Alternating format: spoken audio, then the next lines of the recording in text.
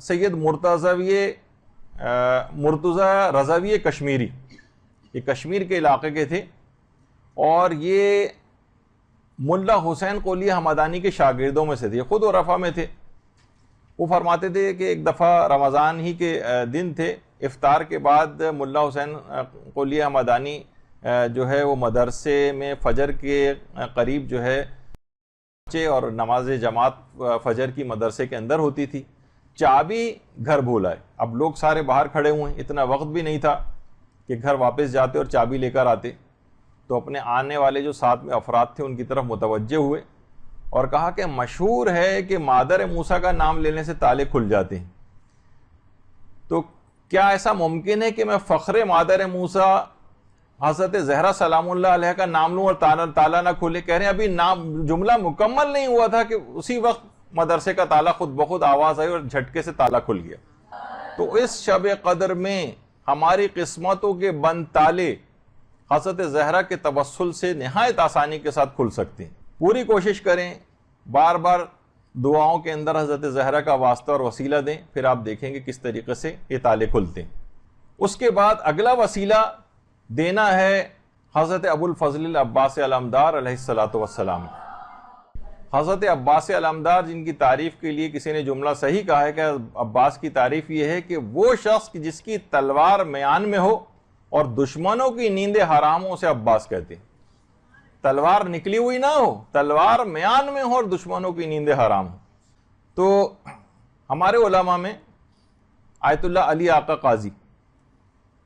جن کا بار بار اکثر تذکرہ آتا ہے، اور ظاہر اخلاق کی گفتگو ہو رہی ہے تو علماء اخلاق کا تذکرہ کیوں نہیں آئے گا؟ وہ یہ فرماتے ہیں کہ جس زمانے میں ان کے جوانی کا دور تھا، فرماتے ہیں کہ میں اس وقت حرم حضرت ابو الفضل العباس میں نماز کے لیے تیاری کر رہا تھا، اور نماز میں نیت باندھنے ہی والا تھا کہ ایک دیوانہ سا شخص میرے پاس آیا اور اچانک سے آ کر ہنس کے مجھ سے کہنے لگا بغیر وضو کے نماز نہیں ہوتی، وضو تو کر کے آ جاؤ۔ کہہ رہے میں حیران اور پریشان رہ گیا۔ اچھا، عام طور پر وہ افراد جو کہ دائم الوضو رہتے ہیں، وہ اکثر یہ ہوتا ہے کہ وضو ٹوٹنے کے بعد بھول جاتے ہیں دوبارہ وضو، مثلا اگر نہیں کیا تو نماز کے لیے، کیونکہ ہر وقت عادی ہوتے ہیں کہ بس وضو تو ہے ہی اور نماز کے لیے کھڑے ہو گئے۔ یہی کیفیت علی آقا قاضی کی بھی تھی۔ کہہ رہے ہیں میں نے واقعی غور کیا تو میں وضو ٹوٹنے کے بعد میں نے دوبارہ وضو نہیں کیا تھا۔ اب آپ دیکھیں گے حضرت ابو الفضل العباس کے در کے دیوانے بھی ایسے عرفا ہوتے ہیں۔ تو کہہ رہے ہیں میں نے وضو کر کے آیا اور نماز ادا کرنے لگا۔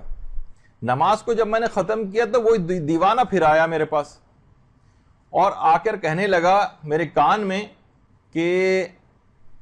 ابو الفضل العباس تمام اولیاء خدا کی پناہ گاہ ہیں، جو مشکل حل کروانا ہو حضرت ابو الفضل کے پاس جا کر ان سے حال دل کہو، تمہاری مشکل حل ہو جائے گی۔ علی آقا قاضی فرماتے ہیں کہ میں نے 18 سال تک ریاضتیں کی تھی، 18 سال، مگر مجھے لگ رہا تھا کہ میں جیسے روحانیت کے خاص مقام پر آ کر رک گیا ہوں اور روحانیت کا دروازہ کھل نہیں رہا ہے۔ میں تمام نماز، روزے، اذکار، دعائیں، زیارات، تلاوت، لیکن لگ رہا تھا کہ ان تمام اعمال کو انجام دینے کے بعد بھی عشق پروردگار کی اس کیفیت کے اوپر میں نہیں پہنچ پا رہا ہوں کہ جو مجھے حاصل ہو جانی چاہیے تھی، اور میں گویا ایک لحاظ سے نا امید ہی ہونے لگا تھا۔ دیوانے نے کان میں جب یہ آ کر کہا کہ حضرت ابو الفضل عباس سے توسل کیوں نہیں اختیار کرتے ہو اور اپنی حاجت ان سے کیوں نہیں کہتے ہو جبکہ وہ تمام اولیاء خدا کی پناہ گاہ ہیں، میں نے تڑپ کر اسی وقت حضرت ابو الفضل عباس علمدار سے توسل کیا کہ مولا میں نے 18 سال تک ریاضتیں کی ہیں، میں نے بہت رنج اور غم اٹھائے ہیں، میری آپ اس دعا کو قبول فرما لیں کہ حجابات برطرف ہو جائیں اور میں پروردگار کی طرف بلند ہو جاؤں۔ کہنے ادھر میں نے حضرت ابو الفضل عباس سے توسل کیا، ادھر گویا دل کے حجابات برطرف ہونے لگے۔ اچانک سے میں نے دیکھا کہ جہان کے تمام ذرات کے اندر خدا کے نور کا ظہور ہو رہا ہے۔ اسی وقت سے کہنے میں نے جس طرف نگاہ اٹھا کر دیکھتا تھا ہر جگہ مجھے لا الہ الا اللہ کی تجلی نظر آنے لگی، اور دیکھا کہ کائنات کے ذرے ذرے سے نور الہی اٹھ رہا ہے، اور اللہ نور السماوات والارض، اس کی گویا ایک لحاظ سے تفسیر میری آنکھوں کے سامنے جو ہے وہ آنے لگی، لیکن یہ عارضی کیفیت تھی، یہ چیزیں مجھے نظر آنی بند ہو گئیں۔ اس کے بعد میں گھر آیا تو زوجہ نے مجھ کو چائے وغیرہ دی، چائے پی، تھوڑی دیر کے بعد میری وہی عرفانی کیفیت پھر دوبارہ آنے لگی۔ پھر میں گھر کی چھت پر گیا تو وہاں پہ بھی میں نے دیکھا کہ ذرے ذرے سے تجلی پروردگار کا ظہور ہو رہا ہے۔ دیکھیے خدا ہر قسم کی جسمانیت سے منزہ اور مبرہ، لیکن دل کی آنکھوں سے اس کو دیکھا جا سکتا ہے۔ تو فرماتے ہیں کئی مرتبہ ایسی کیفیات ہوئی کہ میں آسمانوں کے اوپر نگاہ کرتا تھا، ہر جگہ کے اوپر نگاہ کرتا تھا، ہر جگہ مجھے تجلی پروردگار اور گویا اس کا نور بکھرا ہوا نظر آتا تھا، یہاں تک کہ میری کیفیت مستقل ہو گئی۔ اور اس کے بعد فرماتے ہیں کہ بہرحال پھر اس کے بعد آپ گھر تشریف لے آئے، پھر کیفیت پوری مستقل ہو گئی، اور یہ واقعہ بھی ان کو اس میں ملتا ہے۔ ایک دفعہ مکمل طور پر زلزلہ آیا کہ پورا گھر گر گیا، اور پورا گھر گر گیا، سارے طالب علم جو گھر میں درس دیتے تھے سارے طالب علم اٹھ کر بھاگے، لیکن آیت اللہ علی آقا قاضی اپنی کرسی پر اسی طریقے سے بیٹھے رہے کہ جب حفاظت کرنے والا پروردگار ہے، اور یہ بات کہتے تھے کہ تم دعوی توحید کرتے ہو لیکن پھر بھی مغلوب اور پریشان ہو جاتے ہو۔ لوگ ہوتا ہے نا کہ فوراً مغلوب اور پریشان ہو جاتے، ذرا سی کوئی نامساعد حالات آئے، کچھ آئے، فوراً مغلوب اور پریشان ہو گئے اس سے۔ اور ان کے شاگرد بھی کہتے ہیں کہ ایک دفعہ ہم مسجد سہلا کے اندر بیٹھے ہوئے درس دے رہے تھے ہم، تو ایک بڑا سا سانپ نکل کر آ گیا، سارے طالب علم ڈر کر بھاگے سانپ سے، لیکن علی آقا قاضی وہیں پر بیٹھے رہے اور کہا مت باذن اللہ، اللہ کے حکم سے مر جا، اور اسی وقت سانپ بے حس و حرکت ہو گیا۔ اور اس کے بعد درس دینا شروع ہو گئے، سارے طالب علم دوبارہ بیٹھ گئے، درس شروع ہو گیا، بار بار پلٹ کر دیکھتے بھی جا رہے تھے، لوگ پریشان تھے، یہاں تک کہ درس ختم ہوا، علی آقا قاضی اٹھ کر گئے تو طالب علم باقاعدہ ایک لکڑی وغیرہ لے کر آئے، اور اس کے بعد سانپ کو ہلا جلا کر دیکھتے رہے کہیں زندہ تو نہیں، لیکن وہ واقعی مر چکا تھا۔ تو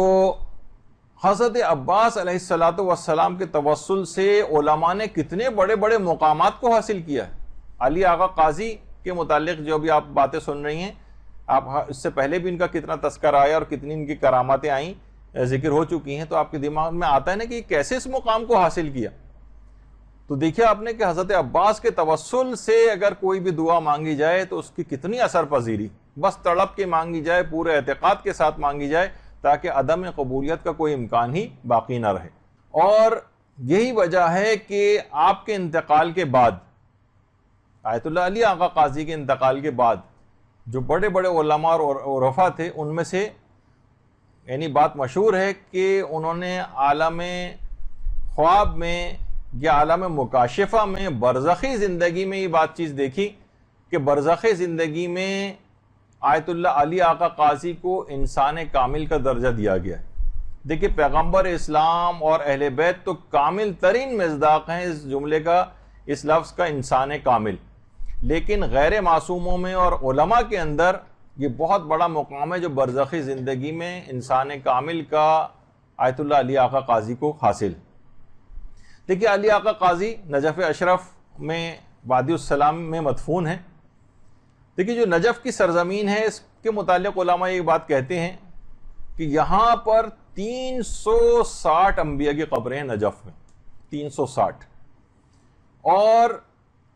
کربلا میں 260 انبیاء کی قبریں، اور حضرت آدم حضرت نوح کی قبر تو ذریعہ امیر المومنین کے اندر ہی۔ ایک عالم مرحوم آقا سید ہاشم رضوی ہندی انڈیا کے ایک عالم دین تھے،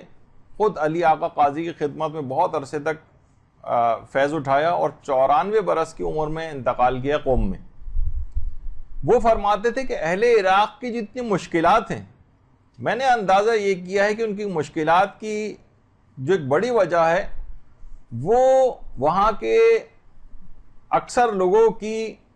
حضرت امیر المومنین علیہ السلام کی عدم معرفت، یعنی اتنی معرفت نہیں ہے جس اعتبار سے ان کی ہونی چاہیے۔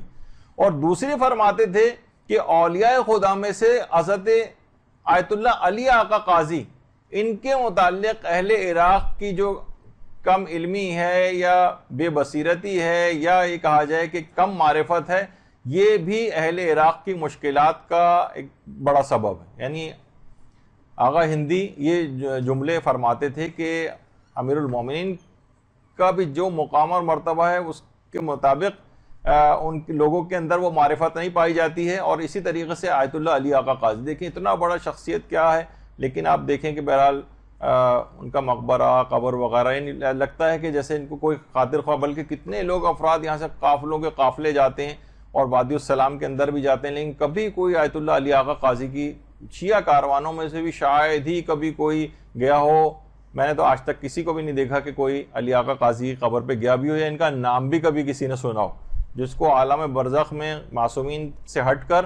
انسان کامل کا درجہ دیا گیا ہو. اس میں قوم کی بے حسی کا یہ عالم ہے. یہی وجہ ہے کہ جو بار بار ہم علماء کا تذکرہ اس میں جو ہے کرتے ہیں, لوگ یہی کرتے ہیں نا کہ معصومین کا تذکرہ اس لحاظ سے ان کی سیرت, تو کہتے ہیں بھائی ہم کہاں ان کی پیروی کر سکتے ہیں, لیکن یہ علماء ان کی تو پیروی کی جا سکتی ہے, یہ تو غیر معصوم ہے, یہ تو ہمارے ہی طرح کے افراد تھے.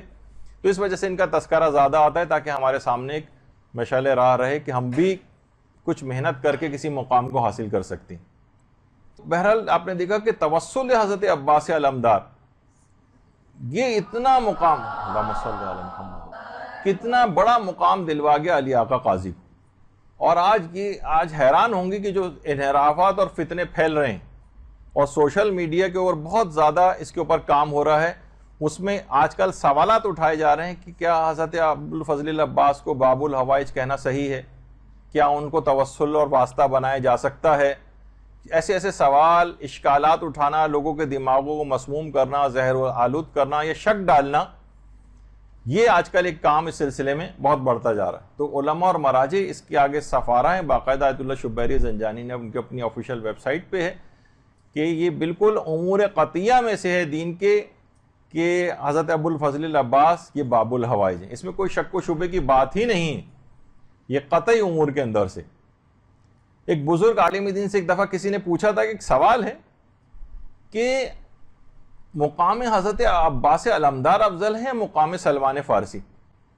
کہا جاتا ہے نا کہ دیکھیے سلمان فارسی ایمان کے 10 درجے کے اوپر فائز ہیں. ان عالم نے کہا خبردار ایسا سوال بھی دوبارہ مت کرنا, خواہ سلمان ایمان کے 10 درجوں پر فائز ہوں, مگر یہ بات یاد رکھ لو کہ ابوالفضل العباس ایسی شخصیت کا نام ہے جن کی ایک نگاہ لطف سے سلمان بن جاتا ہے. یاد رکھ لو, اہل بیت رسول پر کسی کو کبھی قیاس مت کرنا. اور اس وقت حضرت عباس تمام اولیاء خدا کی پناہ گاہ ہیں. تو بہرحال اتنا بڑا مقام حضرت عباس کا کہ علماء کہتے ہیں کہ امام حسین کا ایک جملہ ان کے اس مقام کو بیان کرنے کے لیے کافی ہے کہ امام فرماتے تھے حضرت عباس کے لیے, امام حسین جو جملہ ارشاد فرما رہے ہیں کہ میرے ماں باپ آپ پر قربان ہوں. اتنا بڑا مقام اور مرتبہ, یہ مذاق جملہ نہیں, یہ کوئی کمتر جملہ نہیں. حضرت عباس کی مقام اور فضیلت کو بیان کرنے کے لیے بہت کافی کہ امام حسین جیسا امام وقت کہے کہ میرے ماں باپ آپ پر قربان.